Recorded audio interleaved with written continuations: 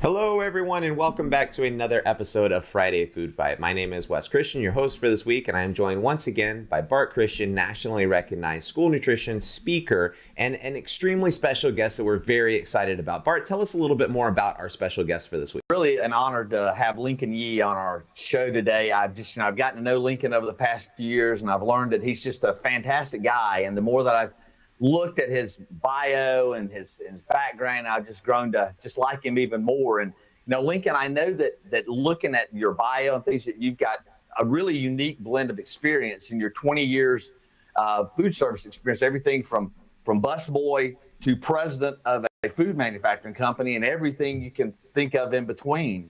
I think you said in your bio that you have a really unique understanding of the challenges facing operators, particularly in the child nutrition department. And I know that you started the company Asian Food Solutions and Comida Vida. So let me ask you a real quick question. What made you pick those two types of food to provide to schools? Yeah, well, going back now about 11 years, I created Asian Food Solutions. Actually, I was working for a restaurant chain at the time and had started my business school program. I actually quit my job and started a company specifically to make school nutrition food. And so it begged the question, well, of course, what type of food?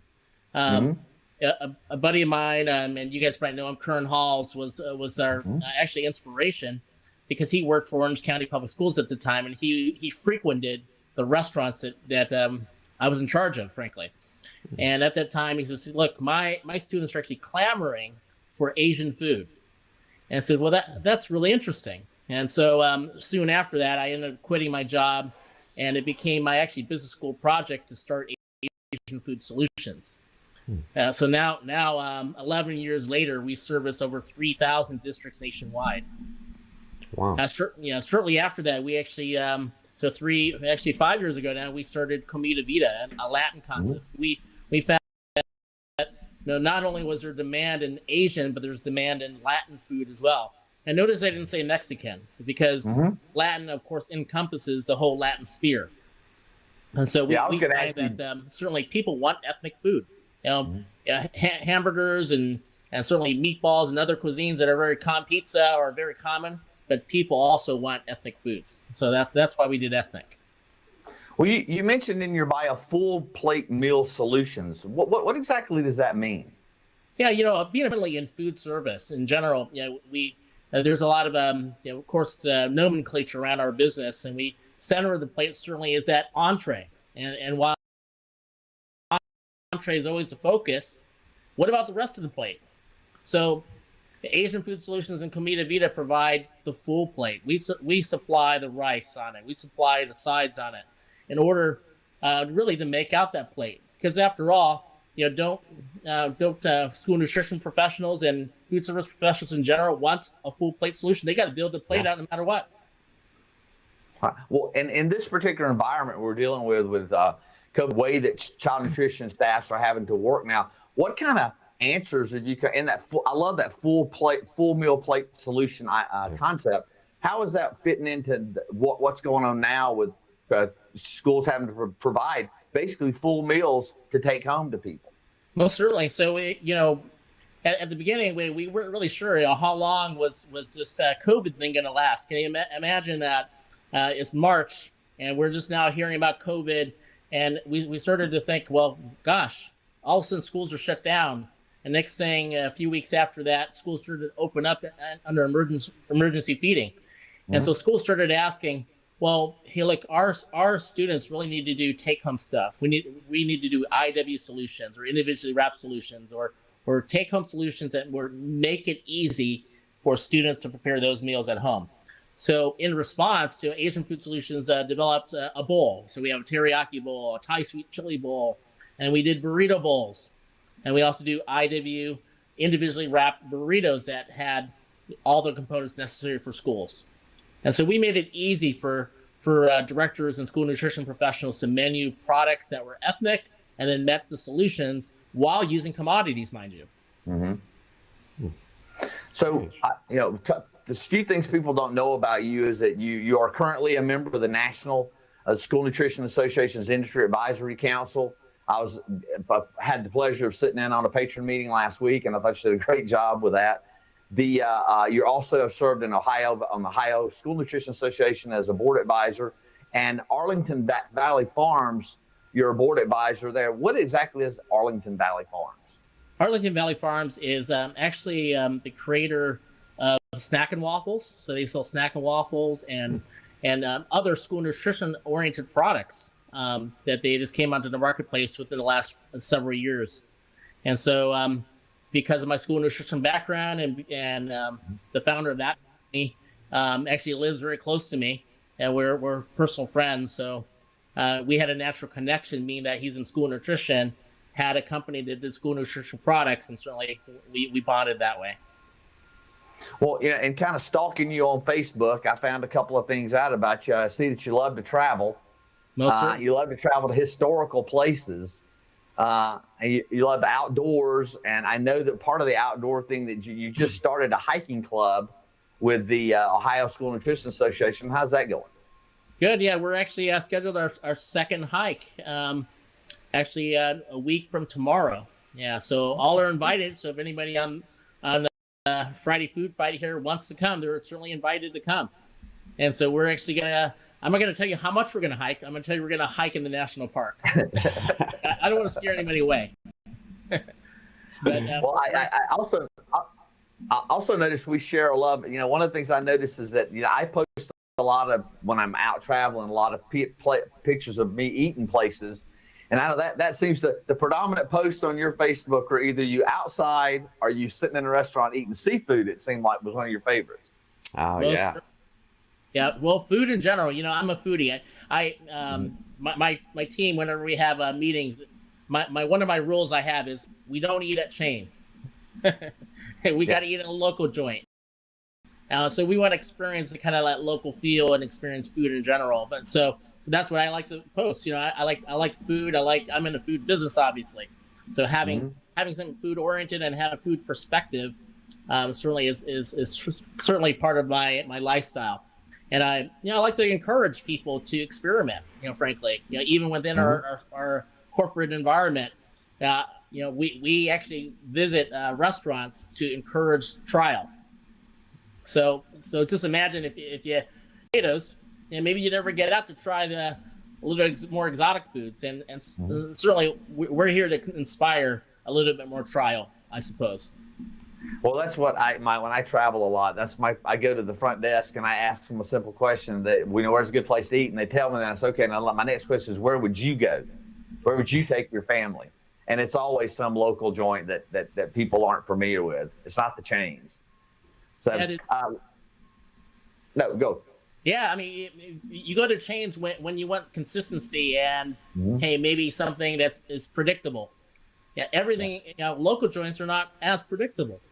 Exactly. So, okay. So, last question. I know that you shared with me your family story. I think it's very interesting. So, if you don't mind, tell the viewers a little bit about Lincoln and kind of where you're from and kind of that background. Yeah, so my family immigrated in the late 1800s. My mother's side, and my father's side was early immigrants too. So both of them started on different sides of the coast, West Coast and East Coast. And we have relatives that actually worked on the railroad. So we might hear in history about the Transcontinental Railroad. Well, some of my ancestors worked the railroad, and so. Subsequent to that, we actually have generations in the food business going back to the early 1900s. In fact, 1906. Wow. And so there hasn't been a break in my family in the food business since 1906 of someone being in the Asian food business. So you're a family of foodies. Most certainly, yeah. So so we go back a long time. I'm a native of Southern California. I grew up. I was born in San Diego and grew up in the LA area. Now I reside in Cleveland, Ohio. Very cool. Yeah. Well, just since we're talking about food and mom and pop food joints, around the country, do you have a favorite restaurant that you either frequent often or that you just have the Jones in for occasionally? It's never one because I travel so much. It's more about what city am I in, more like, and so I'm going to go to that iconic restaurant or try to go to something new and something different, in every city. It's pretty. I traveled to 70 different. I took 70 different flights last year. Wow. And so just putting that in perspective, it wouldn't be uncommon for me to be in a different city. So one restaurant, that would stand out amongst, 100 cities would be hard. So I like to say I like multitude of restaurants, iconic restaurants in multitude of cities. Absolutely. But you must be building quite the frequent flyer mile points up, huh? Yeah, I feel like George Clooney in that movie where he was clamoring to get the Million Mile Flyer Award. Right. Exactly. I'm on my second million mile. Yeah. Exactly. Well, Lincoln, tell us a little bit. Tell our viewers what makes Asian Food Solutions and Comida Vida unique, and why do more districts need to use your products? We're unique because we don't come with a pre-programmed notion. We make what people want. We know that not only school districts but really the food service industry, they want cleaner label, they want ethnic food products. So we start with that frame. So we provide products that meet that frame to begin with. In fact, our taglines and our motto basically is nutrition, taste, and value. So we always look at it from the frame of not only are we clean label, but we're nutritionally sound, we're tasty, we're value conscious. So that's our general frame, and every product that gets made in both of our brands gets made with that perspective. And so we have found that using that as a frame, that our customers tend to clamor for those types of products. And so we try to build authentic products kind of framed around that. Like tangerine chicken, for example, is probably our most popular item at Asian Food Solutions. We literally sell millions of pounds of that. And because it's not only tasty, it's nutritionally sound. It actually has a whole grain breading, but no one would ever know. We have a hash green chili tamale that's really, on trend right now in Comida Vida. And so those products are, again, clean label. We don't put soy protein inside the tamale. It's actually real cheese. It's actually real hash green chili, and it's actually a masa. So it's really using wholesome ingredients, maybe making food like it's designed to be made without all the additives. Very interesting. Well, I think that, during these times, I think it's fair to say that the school nutrition industry has never really been pushed to the extent that it's being pushed right now. What types of things have you implemented personally and within your organization to really weather this storm that we're all going through? Well, these are extraordinary times, right? So, I was talking a little bit about March and when COVID first hit. We of course told all of our people, well, you don't have to travel. Schools aren't seeing anybody anyway. Schools are shut down. But then schools started reopening just to do emergency feeding. So one of the first directives we actually gave, if you feel comfortable, hey, we want you to volunteer. So a number of our folks actually volunteered to serve in schools and actually serve at food banks. Really put the mindset of, hey, well, we don't want to be we don't want to be a barrier to anything, but we want to be a help.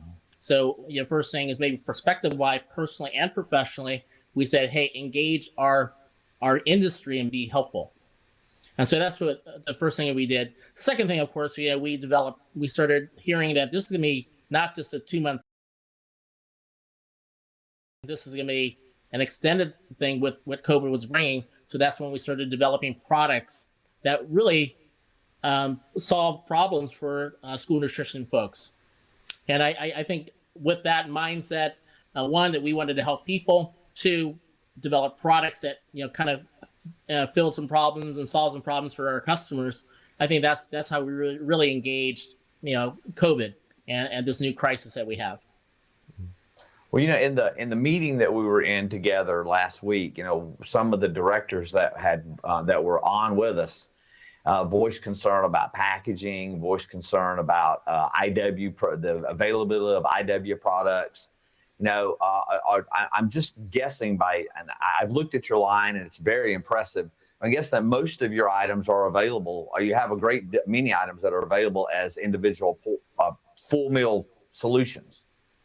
We do have full meal solutions, and we have individually packaged solutions. So, because of demand changes and demand shifts, you can imagine now, COVID hits.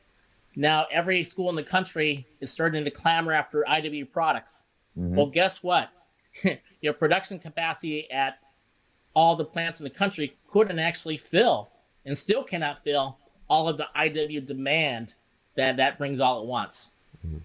And so that's one of the issues that having an immediate shift, due to some calamity like this pandemic, certainly causes stress to the industry in terms of just basic supply and demand.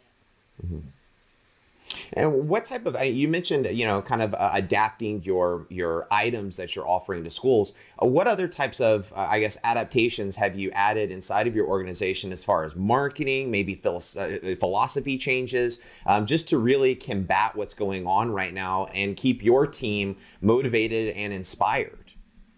Well, speaking of marketing, or maybe how we engage, I think it started with engagement. So one of the directors, we said, well, guess what? We're not engaging in person anymore. Food shows and in-person gatherings, sales calls are essentially off the table for 6 months.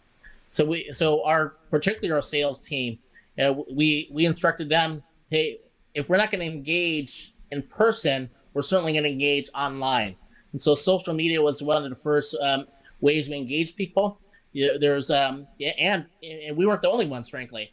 A lot of people started to form, new industry groups and new groups online and social media, and that became really our virtual, coffee house, so to speak, our virtual bar, maybe, or however you want to term it, because people were just basically meeting virtually. And so, as you guys might imagine, and I'm sure you guys can appreciate too, Zoom became our new part of our nomenclature, right?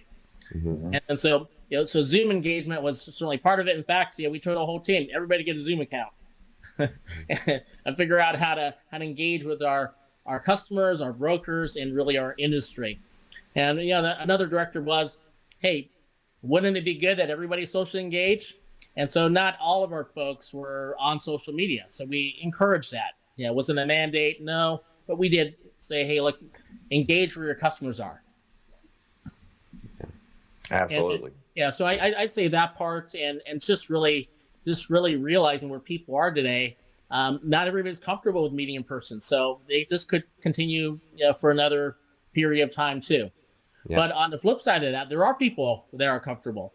so there's some select people that want to meet. So we're trying to balance both of those things, of course. Yeah. Well, and I guess with the kind of, unknown of how long this actually will go on for, it just makes planning and really forecasting that much more important. Tell me a little bit about what forecasting means to you, and why is it so important for districts to really consider this term?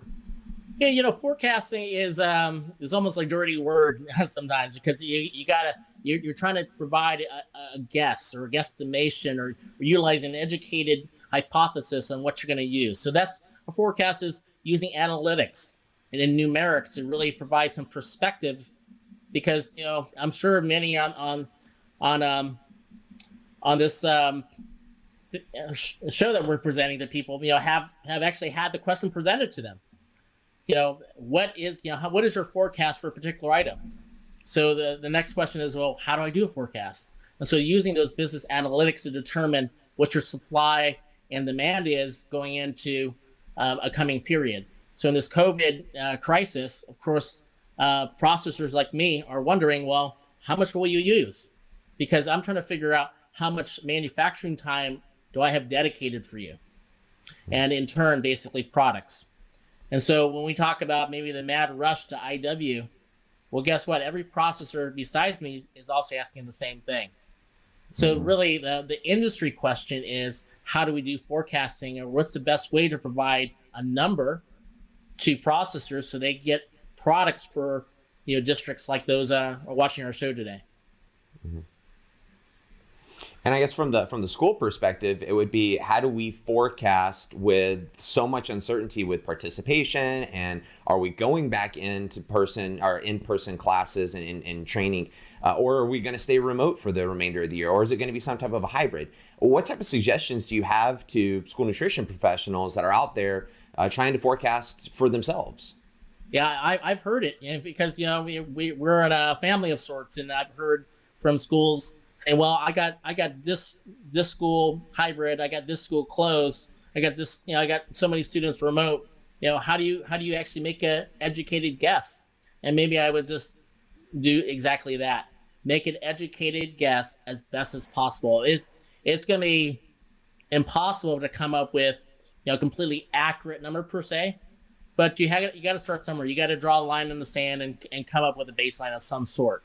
And so, when I hear directors and school nutrition professionals alike, we're all in the same boat. We understand that it's not going to be a perfect number, especially with maybe 1 week, one school's open, next week maybe that's shut down. So those dynamics are continually shifting. So the best way to approach it, in my opinion, is simply draw conclusions with your current data and come up with some sort of baseline. Hey, 50% of my students are out of school or not attending because they're remote. We want them, of course, with the waivers to, be able to take home meals, but maybe some do, maybe some don't. So come up with that, whatever that number is, and come up with some sort of baseline. Don't you think that in the conversation that we heard last week, a lot of directors talking about participation and getting numbers up and getting people to come pick up meals. And when we made the shift from seamless summer to NSLP and then back to seamless summer, it seemed like that shift caused people to stop coming to pick up meals. And I've been thinking about, how do you feel about maybe a campaign across Facebook or Instagram with amongst child nutrition professionals with their friends, letting people know that anybody can come to a school under this current environment if they're 18 or under and pick up a meal. And that might be a way to increase participation and get those numbers back up, because I know so many districts are struggling with budgets and things like that right now. So what do you think about that? Yeah, every school I know is underwater on their budget. Mm-hmm. And let's be frank, and certainly campaign and maybe having some industry marketing around, hey, visit your school because it'll save them financially. Yeah, it could be a great campaign. I actually had a friend of mine. He actually goes to my church. He actually texted me right when the waivers came out, because he saw me post something on Facebook about waivers. Mm-hmm. And he has no clue what the waivers are about, but he makes too much money. But he asked me a question. He says, well, does that mean that my kids are free if they eat lunch at school? I said, absolutely. Mm-hmm. They are absolutely free, because they're part of the waivers allowed for everybody to eat for free as long as there's funding. And so that there's a direct tangible, and maybe it's part of an education campaign, really, because my own wife, by the way, she's not listening, but she filled our free and reduced application because she thought that was what was required. I said, no, you don't need to do that. I said, we make too much money. We're not going to qualify. Besides, the waivers you don't need to do that. And so there's right. Part of that. We're trying to encourage our own kids to eat at school. And so simply there's definitely an education campaign, even with my own family. So people don't know. Mm-hmm. To go back to kind of forecasting for just 1 second, are there any other items that school nutrition professionals can take into consideration aside from just forecasting that would help them with getting the products and services that they're so desperately in need of right now? Yeah, I would say most certainly, I would say in general, communication. Communication specifically to your suppliers and to your distributors. If they're not in the loop with what your needs are, to a certain degree forecasted needs are, then it's gonna be hard for them to predict what to bring in.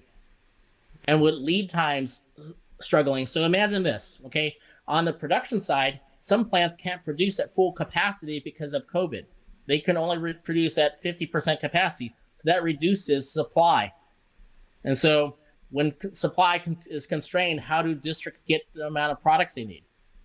And so having good communication with the distributor, with your producers and your suppliers is absolutely essential. Mm-hmm. And we briefly touched on waivers a second ago. What impact do you think that that's had on the industry thus far? And what are your, I guess, forecasting for the remainder of the school year? Do you think USDA will potentially extend the waivers to the end of the year? Or what are your thoughts on that? Yeah, there's definitely a push to extend the waivers through the end of the school year. I think there's some legislation pending. If not even got passed, in fact. So from that perspective, of course, it'll help.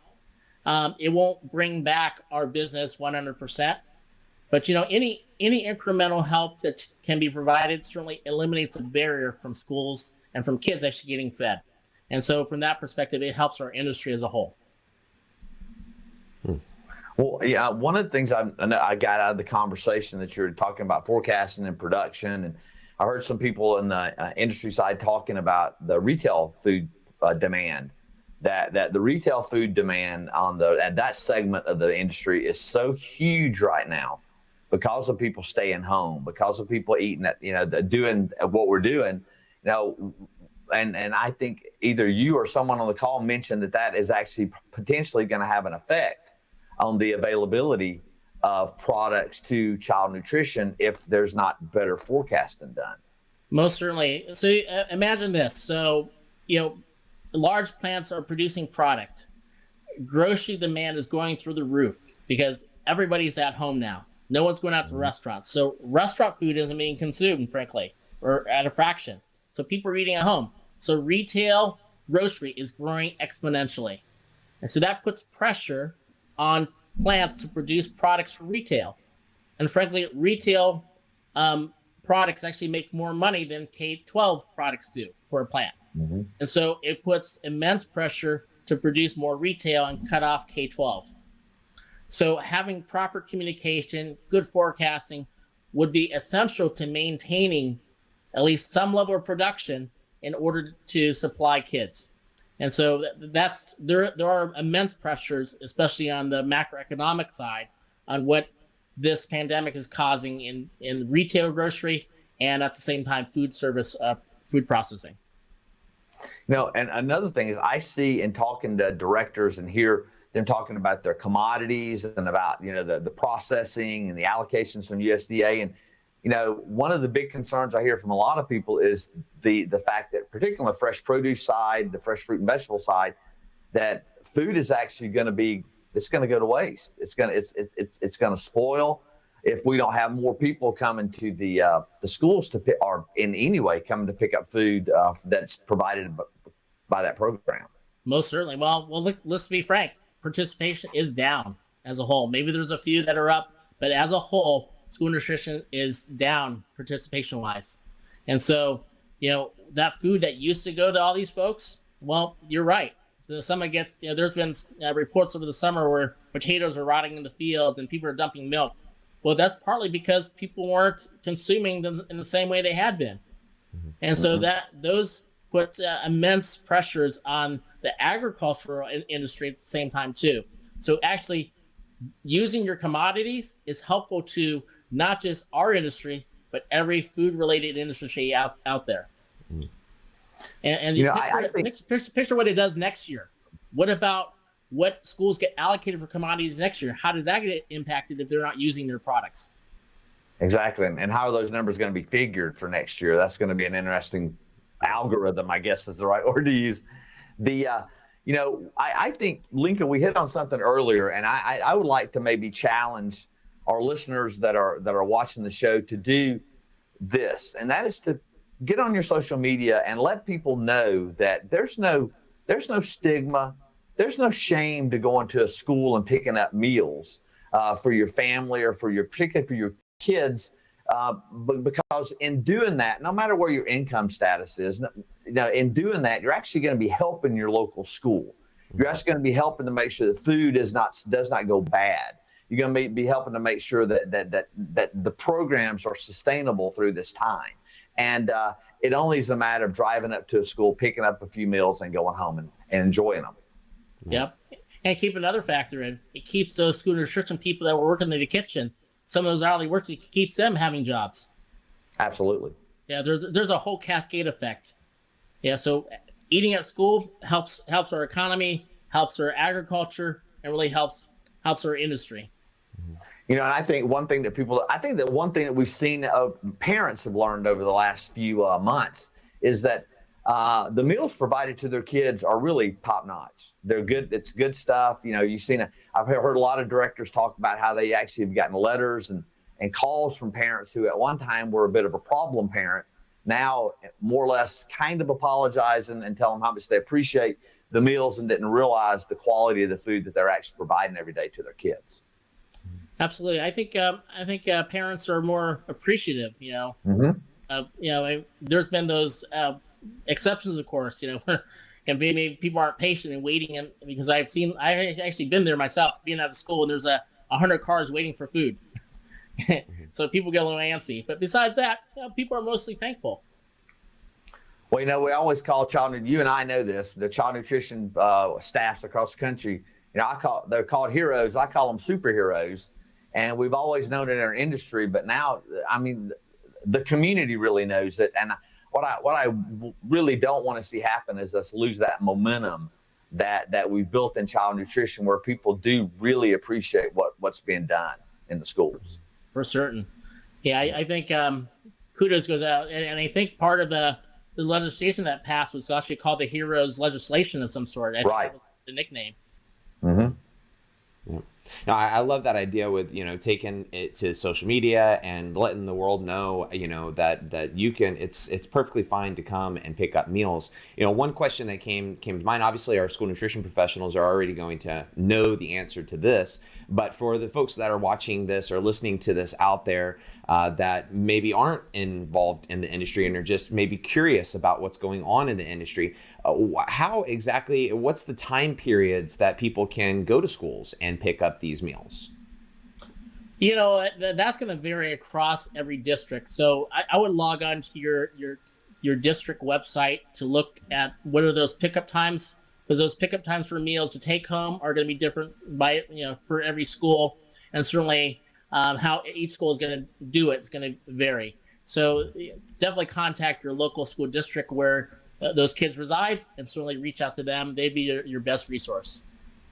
Yeah, almost every school district has a child nutrition or food service or nutrition and wellness link in their department section, and most of the districts we work with in Arizona, New Mexico, and across Texas, they list the schools, they list the time of pickup, they list the form of pickup, and even some of them actually give you the opportunity to apply to have meals delivered on a school bus to your neighborhood. So, you know, there's a variety of ways people can take advantage of the program that Lincoln's right. And it is a district to district kind of thing. Yeah. In fact, I was actually riding on a school bus during the summer, helping to hand out emergency meals in Marion, Ohio. And literally sat on the bus and I watched kids walk to the bus stop and we handed out meals for the needy there. Yeah. Well, God bless you. That was great work. Yep. Yeah. Well, gentlemen, thanks so much for being on the show. I mean, in kind of closing, you know, for today, are there any final thoughts, comments that you would like to leave our viewers with? Well, you know, I'd say, you know, this is stressful times, and I'd say, you know, it doesn't hurt to pray. It doesn't hurt to, you know, take pause and really realize that it's going to get better. You know, I think taking a maybe positive spin on it. You know, we're certainly in the pandemic, but this pandemic's not going to be what's just forever. And there's a lot of good that's happening at the same time. So beyond the personal stuff I just shared, you know, I'd say, well, definitely communicate and definitely, you know, use your best guess when thinking about, you know, forecasting. Yeah, I can echo that more. One of my things, habit I've developed over the last few months that has really honed in with me is doing a daily quiet time, spending a little time within myself in the morning, you know, and I think that's been invaluable. And if people aren't doing that, I could not stress how impactful that can be on your life. And the second thing is get out and tell people to go to school and pick up some food, because it's there, it's good, it's free. There's really, you don't have to do anything to receive it, and you'll be saving jobs. You'll be make sure food doesn't go to waste, and you'll be making an impact on your community for the good. Absolutely. Can maybe we had to all co-collaborate, maybe make a infomercial of some sort. I think that'd be great. Yeah. I'm all in. Yep. Well, gentlemen, thank you so much again for being on the show. We really appreciate your time, and we hope to, Lincoln, have you back on the show very soon. Maybe after everything kind of the holidays and everything get past, maybe we'll have you back on and get a new perspective on the tail end of the school year from you. You bet. That'll be fun. All right. Well, gentlemen, you have a great day. And everyone out there, thanks again for tuning in for another great episode of Friday Food Fight. My name is Wes Christian, and we'll see you here again next week at 12 o'clock Pacific Standard Time. Have a great weekend.